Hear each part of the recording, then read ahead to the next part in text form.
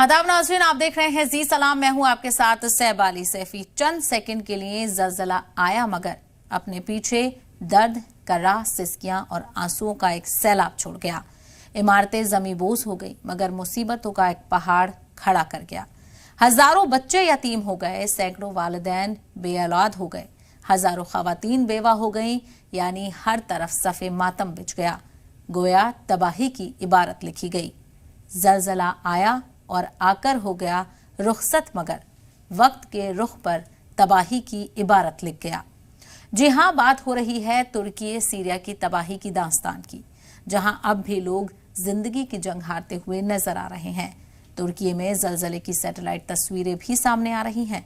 जलजले के पहले और बाद की सैटेलाइट तस्वीरें हादसात का अंदाजा लगाने में मददगार साबित हो रही हैं और मालूम हो रहा है कि चंद मिनटों में कैसे बर्बाद हो गया तुर्की। वाज़ेह हो कि तुर्की सीरिया में आए तबाहकुन जलजले में मरने वालों की तादाद बढ़कर 15,000 के पार पहुंच गई है।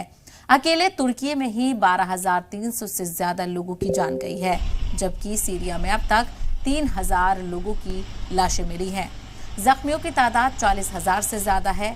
70 से ज्यादा मुल्कों ने तुर्की में मदद भेजी है, लेकिन बर्फबारी, बारिश में रेस्क्यू ऑपरेशन में भी दिक्कतों का सामना करना पड़ रहा है। मलबा हटाने का काम कई दिनों तक चलने का इम्कान है। यह आसमानी आफत थी जो बिजली बनकर कड़की और हजारों जानों को अपनी जद में ले गई। बस अब दुआ यह है कि उनके अहले खाना को सब्र नसीब हो और फिर से शहर आबाद हो।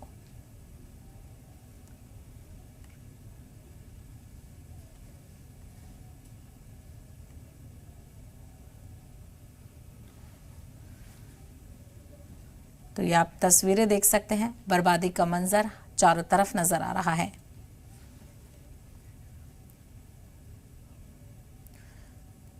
वहीं जी मीडिया रिपोर्टर विशाल पांडे की अब आपको रिपोर्ट दिखाते हैं कि किस तरह से वहां के हालात हैं। और इस रिपोर्ट में आप देखिएगा वो मलबा जहां से पहले इमारत हुआ करती थी और लोग हुआ करते थे। जी न्यूज की टीम इस वक्त तुर्की में कहमन मरस में मौजूद है, जो कि भूकंप का एपिसेंटर रहा है। यहाँ पर कई बिल्डिंग्स एक के बाद एक लगातार गिर चुकी हैं और आप तस्वीरों में देख सकते हैं कि किस तरह की तबाही यहाँ पर आई है। हजारों लोगों की जान जा चुकी है। खास तौर पर कहमन मरस और गाजियान्टेप का ये जो इलाका है, यही सबसे ज्यादा भूकंप से प्रभावित हुआ है और यहाँ अभी भी रेस्क्यू ऑपरेशन लगातार चल रहा है। ये तस्वीरें आप जब देखेंगे, यहाँ पर ये पूरा एक अपार्टमेंट था जहाँ पर फैमिलीज रहा करती थी। अब ये पूरी तरह से गिर चुका है, धराशायी हो चुका है। यहाँ पर तुर्की की जो स्पेशल फोर्स है, जो पुलिस की टीम है, रेस्क्यू टीम है, वो यहाँ पर दिन रात लगी हुई है जो लोग फंसे हुए हैं उनको निकालने के लिए। लेकिन तस्वीरें मैं आपको इधर दिखा रहा हूँ कि कैसे यह पूरी बिल्डिंग, एक अपार्टमेंट यहाँ पर बना हुआ था जो गिरकर बिल्कुल मलबे में तब्दील हो चुका है। अब यहाँ पर कुछ भी नहीं बचा है और इस तरह की तस्वीरें जो ये पूरा इलाका है कहमन मरस का, उसके पूरे अगल बगल में देखा जा सकता है। इसके साथ ही ये जो तबाही की स्थिति है, यही इसके आसपास के 5 शहरों तक फैला हुआ है। कई लोगों की जानें जा चुकी हैं जो लोग इसमें रहते थे। कुछ लोगों को सिर्फ निकाला गया है, लेकिन अधिकतर लोग अपनी जान गंवा चुके हैं इस भूकंप के कारण। यह बहुत ही बड़ा इलाका था, बहुत ही ये अच्छा रिहायशी इलाका माना जाता था, लेकिन भूकंप ने इस पूरे इलाके को तबाह कर दिया है। कैमरामैन एस जयदीप के साथ विशाल पांडे, जी मीडिया, तुर्की।